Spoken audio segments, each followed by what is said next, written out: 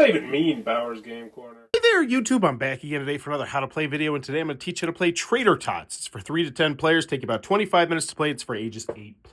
Now, the first thing you're going to want to do is each player is going to have a seat, and they're either going to be on Team Tots or Team Fries, and you're going to do that by alternating teams. So player 1 green, player 2 blue, player 3 green. If we had a player 4, they'd be blue, so on and so forth. And it's totally fine if you have an uneven amount of players on each team, as you're going to be switching teams pretty frequently in the game. Next, each player is going to get one of these chips. These are worth a victory point, and they're going to place it in front of them. You're also going to shuffle up all these action cards right here and deal out 5 cards to each player. Then you're going to take this cool little potato right here. You are going to take the 2 tick cards, take them off to the side, and then the rest of the cards that are safe and 1 boom, you're going to mix those up, and then you're going to put the 2 ticks on the bottom, just like so, and then you're going to shove this all into the potato, like so, and this is going to go in front of the youngest player who will start with the potato in front of them.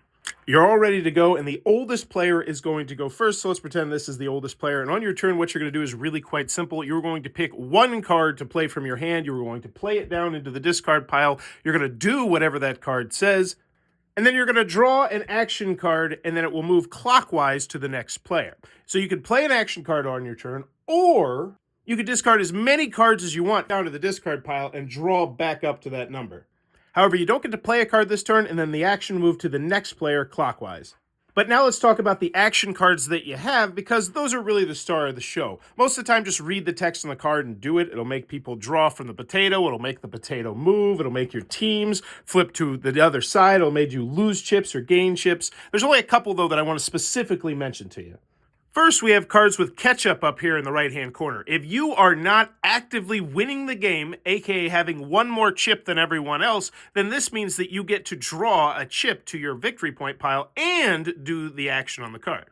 So let's pretend that this player right here played this card. They would immediately get to draw 1 chip. However, if they already had 2 chips and they played this card, they would not get to draw 1 chip. They would just do the bottom ability. Next, we have 2 special types of red cards that you don't actually play. Bonus Fries will give you 1 additional chip at the end of the round, and we'll talk about how the end of the round works a little bit later. And then Oven Mitt will protect you if you ever draw the Boom card out of this guy. And in order for you to get the benefits of these cards, they must be in your hand. So for instance, if this player drew the Boom card and the Oven Mitt was in this player's hand, it would not help him even though they're on the same team.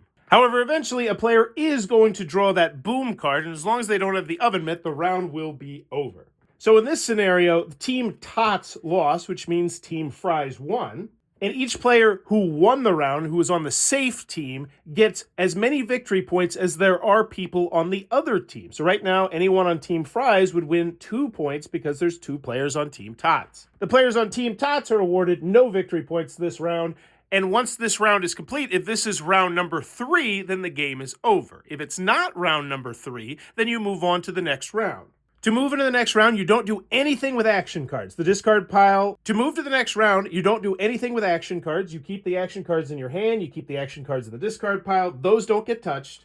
However, you do once again split back into alternating teams. So let's just pretend that this player flipped to blue, this player flipped to green, and this player flipped to blue. In this particular scenario, it didn't do much, but it's important to do that between each round to make sure you're going back to roughly even teams. The player who boomed last round still has the hot potato, and they need to reset up the hot potato by putting the 2 ticks in the bottom and then mixing the top cards, then putting the 2 ticks on the bottom, and then they keep the hot potato in front of themselves. And that player also starts the round. After 3 rounds, whoever has the most points will be the winner. And if there's a tie, then the tied players only enter a round of sudden potato death. This is where you take the tick cards out of the potato, and then you draw 1 at a time until someone goes boom! At which point they are eliminated and the other player wins. Now, if there's a tie with 3 or more players, then you would shuffle back up these cards, reload, and you'd keep doing this until only 1 player is left in the game, in which case they have won Traitor Tots. But if you enjoy this content, please give it a thumbs up, go have some fun, and thanks for your time, YouTube. This video is brought to you by all of my amazing Patreon supporters, and I would love it if you would join their ranks and have your name immortalized in the end of many of my videos for the end of time. But consider for only $1 a month, and as always, thanks for stopping by.